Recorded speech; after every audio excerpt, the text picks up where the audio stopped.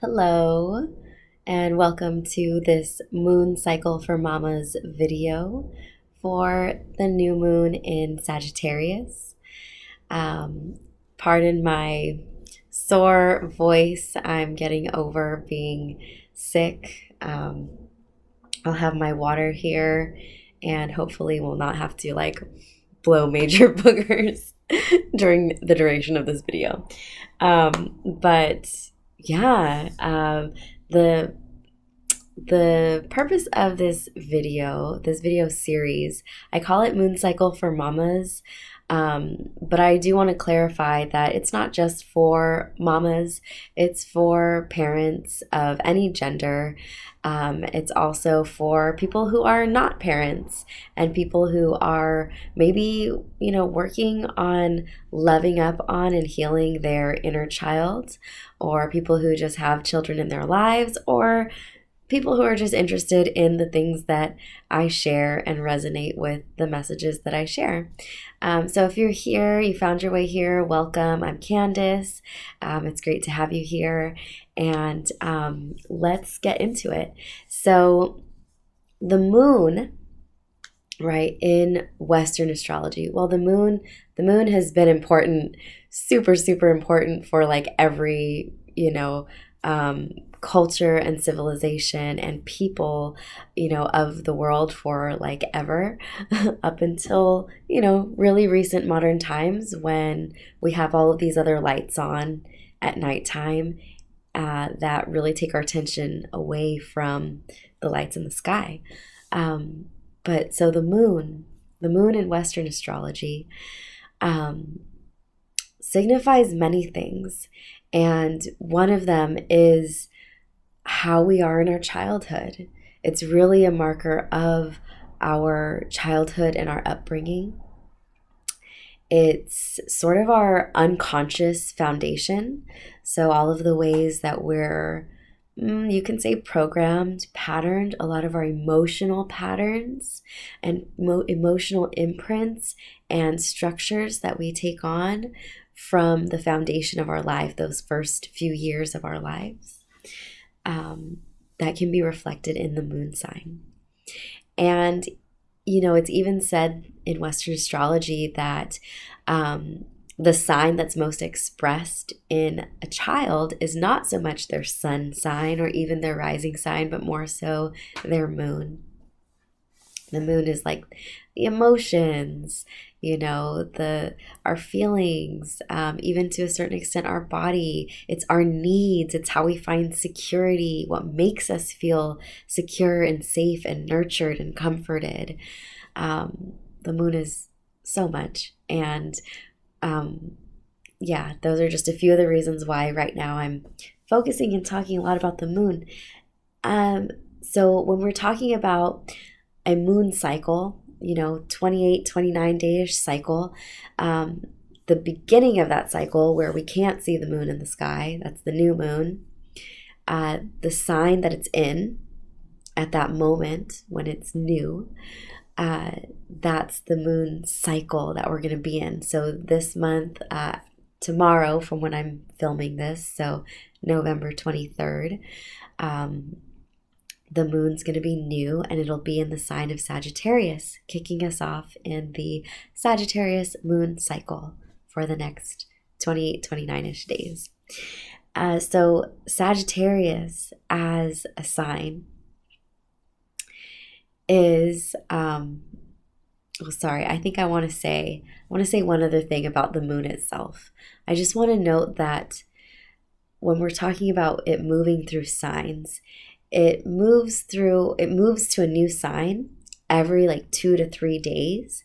And so there's this rhythm, right? There's this rhythm of the moon, of our emotions, of our feelings, our needs on a really subtle level, of our children and what emotions they might be going through and energies they might be picking up on. There's this rhythm that we can tap into if we just kind of pay attention to where the moon is at.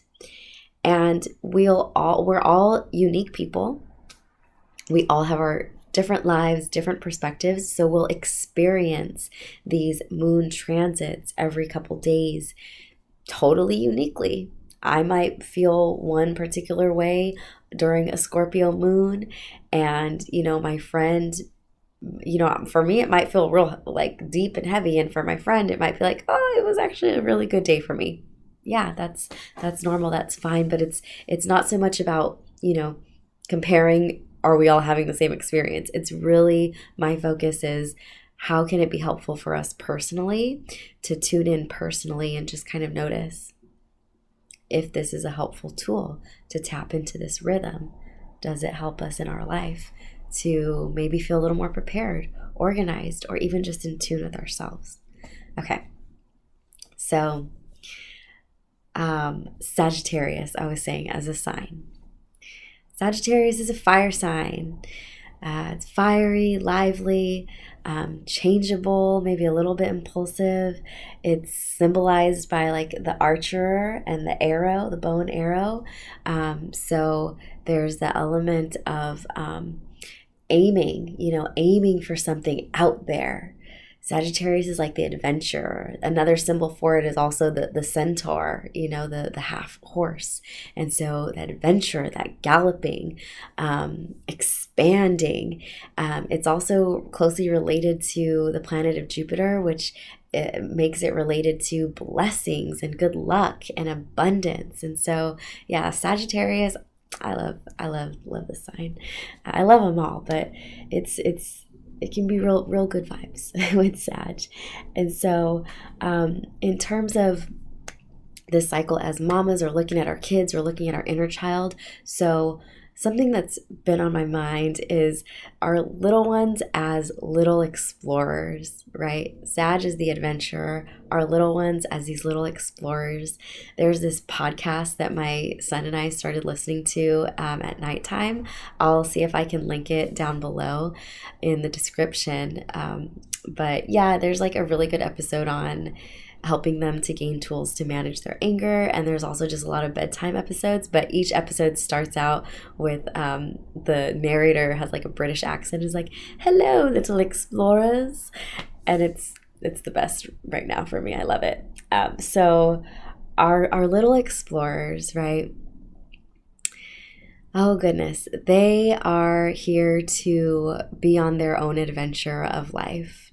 They are here to experience their lives and gain knowledge, wisdom, and experience that can only be gained through experience. And we know this from our own lives and our own experiences, right? Like our parents can tell us really good advice.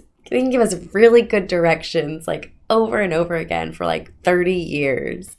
And we might not take it until we go through experiences where we're like, oh, okay, that's why that might be helpful, And so our little explorers and our role in their lives.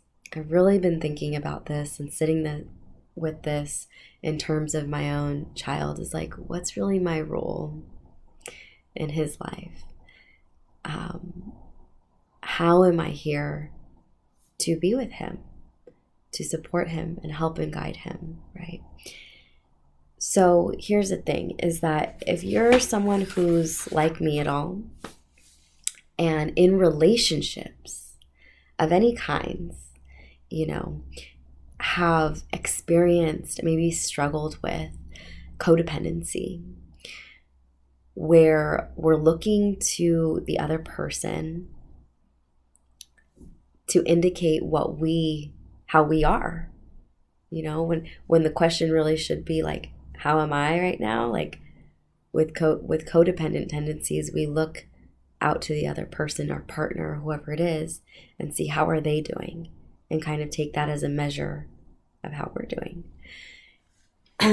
And if that's something that has ever come up for you in relationships, like maybe romantic relationships, I'm curious if others like myself have noticed that this can also come up in our relationships with our kids, right?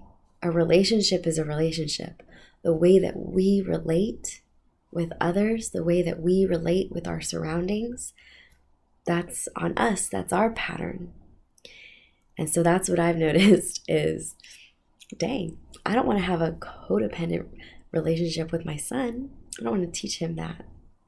I don't want to be looking to him to seeing how he's doing as validation for myself, right? I have noticed that in myself at times where if he's struggling with something, it's really, it was really hard for me for a while to see him struggling, because I was seeing that as an indication that I was doing something wrong or I wasn't doing enough. And then I realized, like, wow, that's actually kind of that codependent pattern. It's not really about me. It's my role is not to make sure that he never struggles. And so I've been sitting with, what is my role then for my little explorer? And everyone will define this for themselves. I can't tell you what your role is in your child's life. You might not agree with what I feel for myself. We all define it for ourselves, but I'll share with you what I've boiled it down to is my role in his life is to be his safe place. That's it. Because with that as the major criteria, then I can, go down the list. So is it my role to be, his authority and his boss? Depends. Is it done in a safe way? Right? All these different things. Is it my, that's the one measure that I'm centering on. And so that allows him to be free, to venture and explore and learn and go through his own experiences while still having my support, right? I'm the one who he can come to, or one of the ones, I'm someone he can come to and know that it's a safe place. It's emotionally safe. Codependence is not emotionally safe, right? Enmeshment and lack of boundaries, it's not emotionally safe. And so because I know my priority is to be his safe place, those are things that I work on, and those are things that I'm mindful of. Yes.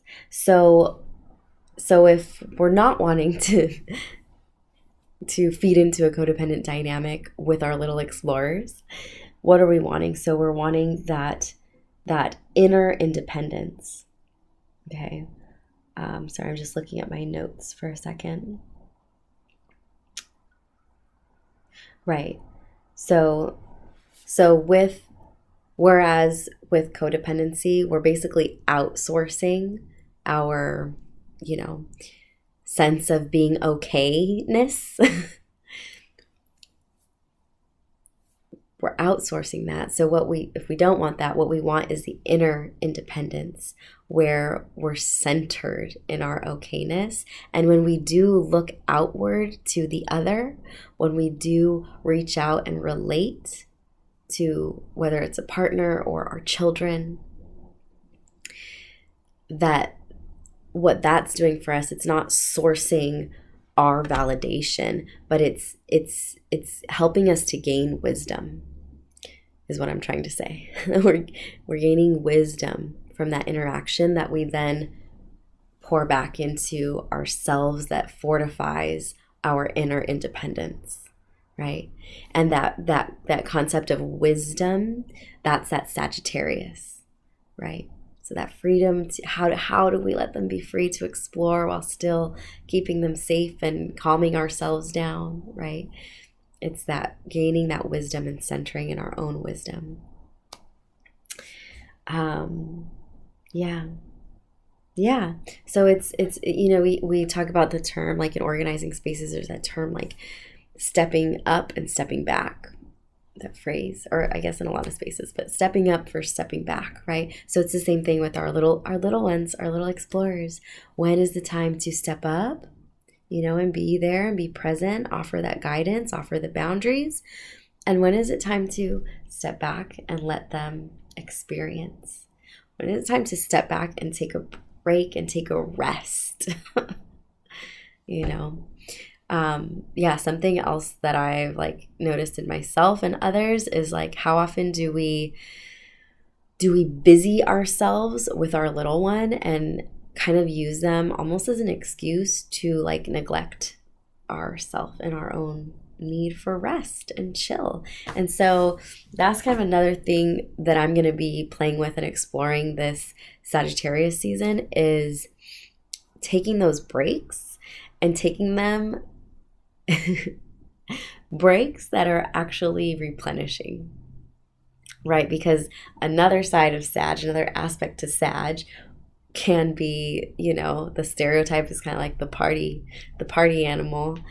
And you know that I'm gonna be definitely like trying to be mindful of like when I'm taking a break, when I'm like letting loose and letting my hair down and relaxing, that it's not going to like an extreme or done in a way where now I have to replenish from my break. You know, I want my breaks to be actually replenishing because I got a job to do.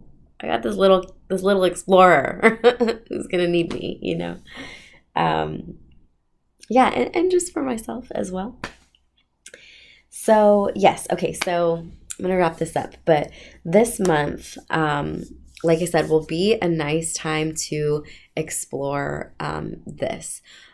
Also, I can't not name that we just finished the Scorpio eclipse season, which again, we all experience these transits and these seasons very differently and uniquely.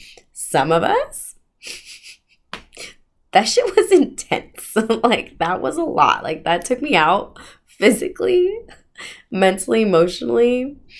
It was a lot. It was big. A lot transpired. A lot came to the surface. A lot came to our conscious awareness, you know, from the depths, from our shadows, all of our faults, all of our shortcomings that make us beautiful. But shoot, when we're in the middle of that all being brought into our face, like it doesn't feel beautiful. But so that was a lot.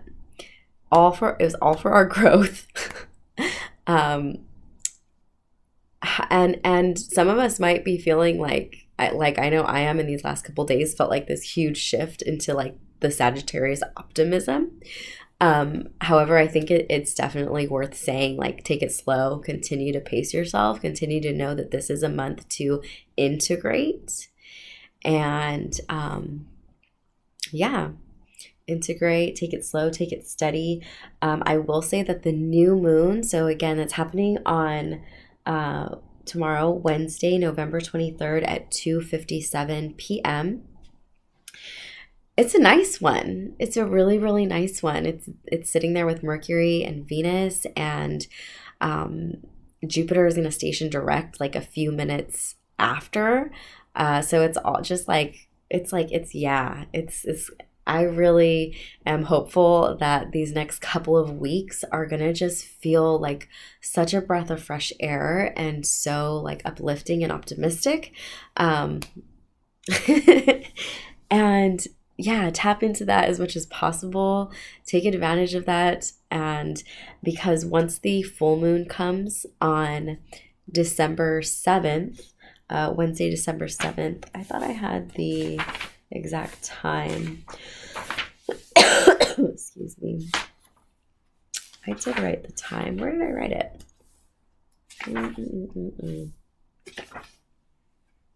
That's okay. You probably don't care. I'm just kidding. I'll be back with that time. But yeah, December 7th, full moon in Gemini.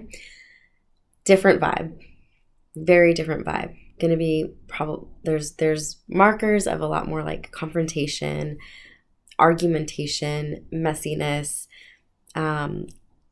just tension, anxiety. So really take advantage of these next couple weeks and this like really beautiful new moon feel to replenish. I know I really need a lot of that, just replenishing physically, mentally, emotionally, spiritually, to just kind of be able to be resilient with what else is to come.